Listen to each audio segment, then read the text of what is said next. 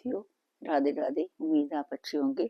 आज का जो प्रसंग है वो राशि भरत का है। भरत के नाम से ही हमारे देश का नाम भारत पड़ा। चलिए आइए आज का प्रसंग शुरू करते हैं। परम भक्त भक्त ऋषि भरत भगवान ऋषभ देव के 100 पुत्रों में सबसे बड़े थे।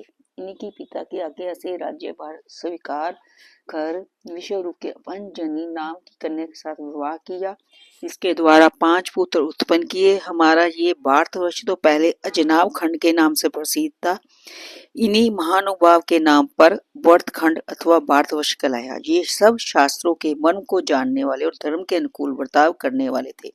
पिता के समान प्रजा का पालन करते थे। इन्होंने जगत कर्त रूप भगवान का समय समय पर अपने अधिकार के अनुसार अग्निहोत्र, दश, पौर्णमास, चातुर्मास, सोमयाग प्रभृति छोटे बड़े यज्ञों के द्वारा श्रद्धा पूर्वक आराधना की।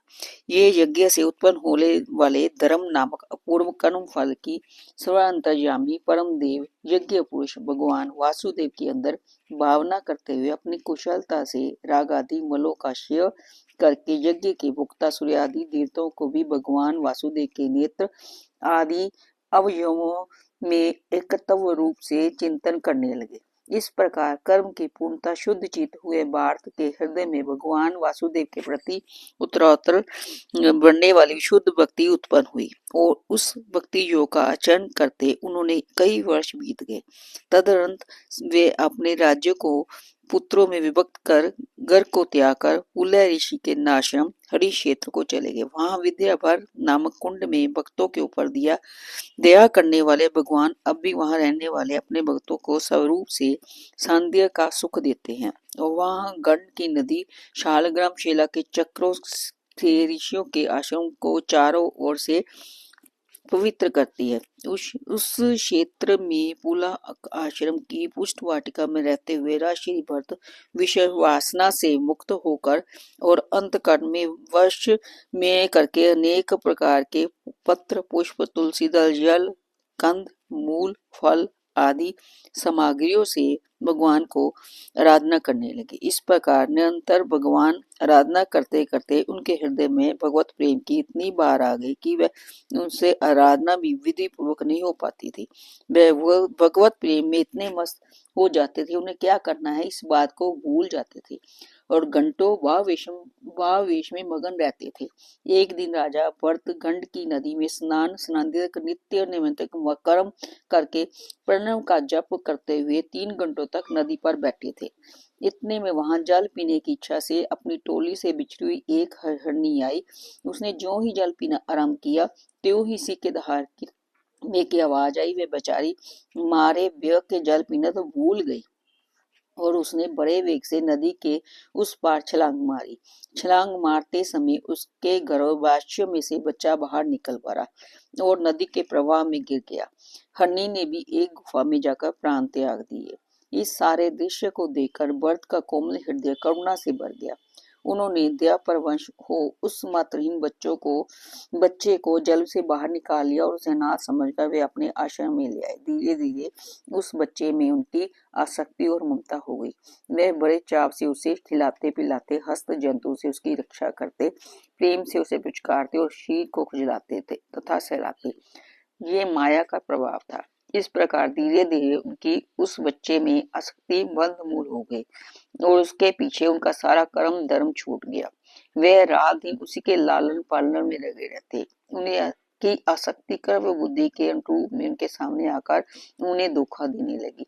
वे सोचते कि कालचक्र ने उस बच्चे को अपने माता पिता से चुराकर मेरी शरण में पहुंचाया है, अतः इस शरणागत की सब प्रकार से रक्षा करना मेरा धर्म है।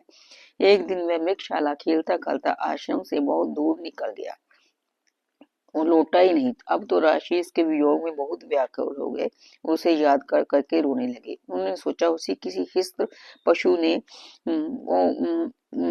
ने मार तो नहीं डाला, उनके हृदय को व्यथित कर डाला।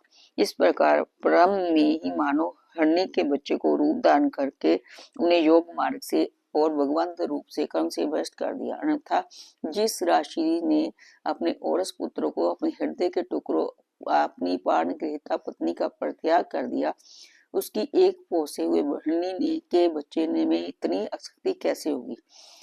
एक दिन राजा उसी मृगभाषा की चिंता में बैठे थे, अकस्मात उसका मृत्यु काल उपस्थित हो गया। क्योंकि वे उसी के बारे में सोच रहे थे, इसलिए उन्होंने अगले जन्म मृग का जन्म लिया। इस नियम के अनुसार उन्हें परंतु जन्म का शरीर मिला, परंतु भगवान राधा के प्रभाव से उनकी पूर्व जन्म की स्मृति नष्ट नहीं हुई। क्योंकि वे हर वक्त भगवान का स्मरण करते थे, इसलिए उन्हें पुराने सारी चीजें याद थी। उन्होंने सोचा, अरे ये मैंने क्या किया, एक हरनी के मुंह में दुर्लभ मनुष्य जन्म को व्यर्थ ही खो दिया। अब तो वह पूर्णतः सावधान हो गए। वे अपने परिवार को छोड़कर उसी पुलकाश्रम में चले आए और वहां सब प्रकार का सब त्याग कर मुनि की भांति अकेले ही विचरते और मृत्यु की बाट देखते रहे।